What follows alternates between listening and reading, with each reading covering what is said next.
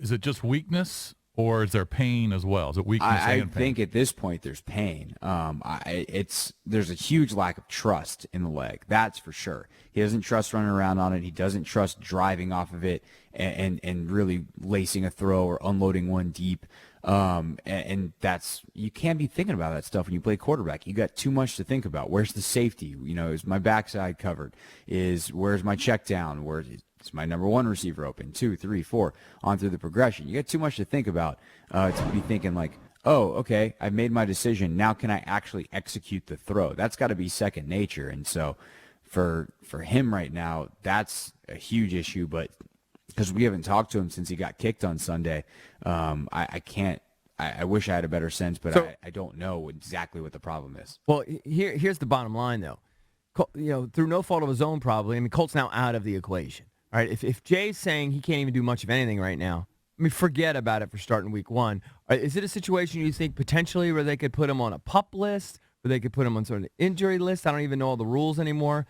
And then they're not going to go. If Case Keenum goes down in week 1 and Colt's not available, they're not going to go to Jalen McDonald or whatever the guy's name is. McClendon. McClendon. They're not going to go to him, right? I mean, are they going to? Is there another guy they could pick up? I don't know, and I don't know they necessarily would go for that. I don't think Colt's a long-term thing. So the injury list-wise, to be on PUP, physically unable to perform, you have to be on it when the preseason starts.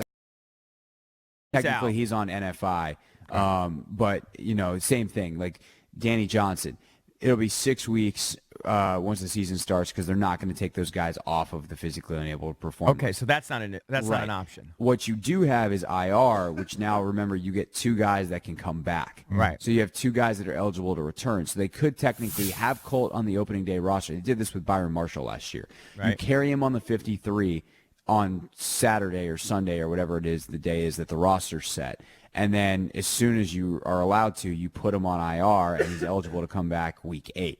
I don't necessarily think they would do that because I don't think, as far as we know, that this is that long term. I also don't know that he's 100% dead for week 1. I mean, logistically, it's going to be really doesn't make hard. sense, though. But from a gap standpoint, it's not like he's that far behind Case. If he can come back and have a good week of practice, and he's clearly better because he's now all of a sudden healthy, like you start Colt McCoy, he knows the offense.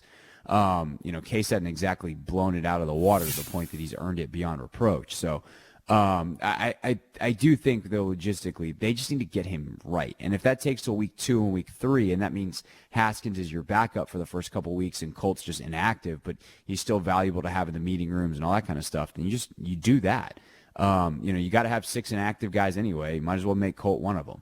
And so I don't know exactly what they do. I think McClendon probably sticks around in the practice squad, but no, he's not making the active roster. 0 shot. And it's not like there's a bunch of veteran QBs out there just sitting waiting to be signed. So, Craig, what's your best guess for playing time breakdown tonight with Colt McCoy out of the picture? I think it's an extended version of last week. I think Case starts, gets the first quarter, maybe even into the second, depending on how it goes. I think if it goes poorly, he plays longer. Jay likes to see these guys have success. And so Case goes until he's got the right amount of success, probably a quarter, maybe a little bit more. Haskins probably then takes almost a full half in the middle, second quarter into the third. I think even a little longer maybe than last week. And then McClendon's going to come in and run a real simplified playbook towards the end. Like, you're going to get to see some read option football tonight at FedEx, probably in the fourth quarter. So that's kind of what I anticipate. But there's also a chance that, if Dwayne's doing a good job and keeping himself clean, maybe they just go longer because they know that McClendon is not really a guy that's of concern for them. Neither was Woodrum, but now, especially with Colt potentially not being as ready as they thought, if Dwayne's got to be ready to be a backup and they can't just rest on him never playing this year, they need to get him ready. And so that's kind of part of the process. And, I sat down with O'Connell yesterday, and it seems to be that it's a 3-man race still. That's what they're saying. But realistically, it's between Case and Colt. So you think the Geist thing is just kind of an easy way to keep him out of preseason, potentially? This whole he hasn't been cleared yet, because it is weird that a guy's kind of cleared to practice, but not really cleared for a game. That's really weird. How has AP looked? I haven't heard anybody really specifically speak to AP. We all just assume he'll be the same guy as last year. Has anybody noticed any difference? No, he looks like the same guy.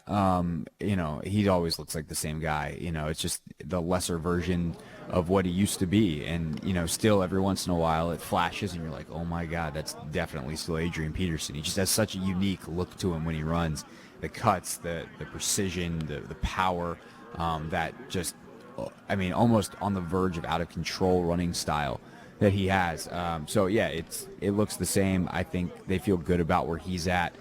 They feel really good about where Chris Thompson's at as well in that backfield. And, for all the stuff we give Jay about Samaje's looked better too. He's still not anything to write home about, but if all of a sudden Darius weren't to be available, Samaje's a fine backup for Adrian, as long as he's a backup and getting just spell carries. And then obviously when Darius is there, that's the workhorse. That's the guy who's going to be, not just getting 8-10 yards, but can you get 20 to 30 yards, 40 yards, 50 yards, big chunk plays in the run game. Geis is the guy who's going to get that done. And I still think he's perfectly fine and on track. Remember, it has been now exactly 1 year since he tore the ACL. It's not like he was a guy that, just had some kind of injury a couple weeks ago. This is a full year now. This is kind of when you start to get back. And I think they've tried to take it slow and controlled with him because he is a very physical runner. And so, putting some kind of mental restriction on him to not run into people is probably a good idea.